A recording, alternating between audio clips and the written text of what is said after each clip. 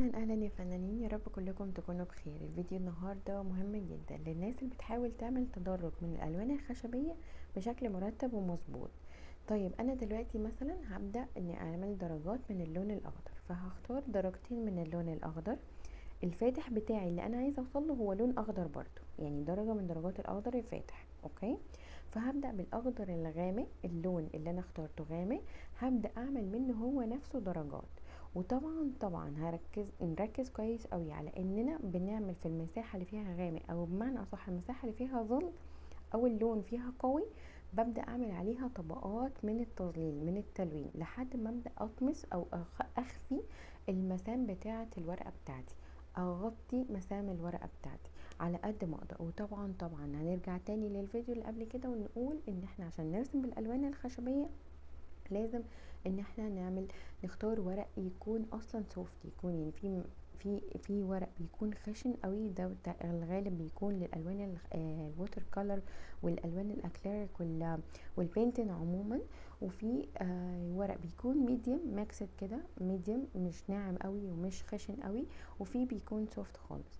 احنا ممكن نستخدم الميديوم حسب الريزلت اللي احنا عايزينها، وممكن نستخدم الورق اللي هو السوفت خالص. والافضل لو بندور على شغل واقعي هنحتاج الورق السوفت. طبعا لما باجي اعمل لايرز كتيره بالتلوين بتاعي بحتاج ان انا الطبقات دي تكون في اتجاهات مختلفه. والافضل برضو عشان اغطي من الورقه هستخدم اكتر من طريقه للتلوين. ممكن استخدم هاتشن وكروس هاتشن، ممكن استخدم اللي هي السيركلز الدواير لحد ما اوصل للدرجه الفاتحه بتاعتي، لان هدفي هنا ان افتح درجه عندي ما تكونش ابيض، وما يكونش فيها ابيض بتاع الورقه، يكون فيها اصلا في درجه فاتحه من الاخضر. هنا انا استخدمت درجتين من الاخضر، ممكن جدا عشان اوصل لمثلا اخضر نهايته او درجته الابيض بتاعه او الاضاءه بتاعته ابيض، فانا هحتاج ان انا استخدم الاخضر نفسه، وابدا نفس القلم افتح منه خالص لحد ما اوصل لدرجه الابيض بتاع الورقه، اللي هو نفس درجه الاخضر، بس انا فتحت لحد ما وصلت لاضاءه بيضاء او اضاءة قوية على اللون. تاني حاجة لما باجي استخدم طريقة التظليل او التلوين بطريقة الدوائر، ده بيساعدني اكتر اني المس كل مسام الورقة واغطي منها على قد ما اقدر. ده بيكون اسهل كتير قوي، وخصوصا لو عايزين تظليل وتلوين ناعم، لو عايزين تظليل وتلوين واقعي، دول مهمين قوي. الكلام ده طبقوه في الرصاص وفي الالوان الخشبية هيديكوا نتيجة بيرفكت مفيهاش اي اخطاء. تاني حاجة بقى نبدأ نشوف مثلا لو احنا عايزين نعمل هاتشن وكروس هاتشن ويبان ان هي فيها خطوط، بس عايزين ان احنا نبقى نغطي اكتر برضو من الورق. هنا هشتغل هاتشن وكروس هاتشن بس اكتر من طبقة فوق، كتير فوق بعض لحد ما اغطي الورقة باللون.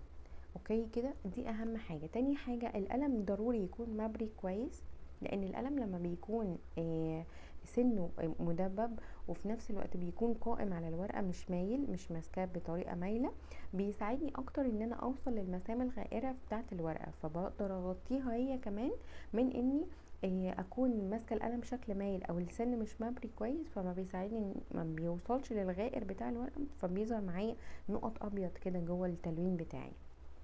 طيب تعالوا نشوف نتيجة ان انا عايزة اوصل لاحمر نهايته اورنجات، واللي عايزة اوصل لاحمر نهايته وردي او روز.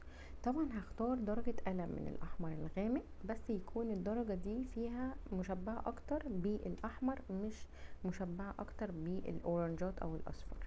وهبدأ اختار اللون الروز الفاتح، روزي خالص فاتح، وابدأ اشتغل بيه من مكان الاضاءة. وطبعا هوصل بيه لغاية الاحمر الغامق، او بمعنى اصح لغاية الظل، عشان اتأكد اني عملت درجات مرتبة وملونة بشكل كويس. طبعا ده بما انه هو الدرجة الفاتحة فانا هستخدمه في اتجاهات كتيرة براحتي وهدمج بيه اللون.